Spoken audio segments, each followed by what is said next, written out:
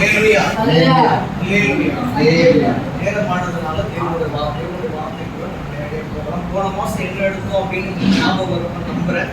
வாஞ்சையா இருக்கிறேன்னு சொல்லி எடுத்தேன். அதோடைய உள் டாபிக்ஸ் உங்களுக்கு ஞாபகம் இல்லைனாலும் வாஞ்சையா இருக்கிறேன்னு நமக்கு ஞாபகம் தான் போகும். நம்மளுடைய வாஞ்சை தேவனிடத்துல இருக்கணும்னு சொல்லிட்டு முடிச்சேன். இந்த மாசம் என்ன எடுக்கலாம்னு சொல்லிட்டு காலையில தேவனிடத்துல ப்ரேயர் பண்ணும்போது தேவன் தந்த வார்த்தை இந்த ஆண்டோடைய ஒரு மிகப்பெரிய ஒரு வாக்குத்தத்தமா இருக்கிறது. சங்கீதம் 146:7. சங்கீதம் 146:7.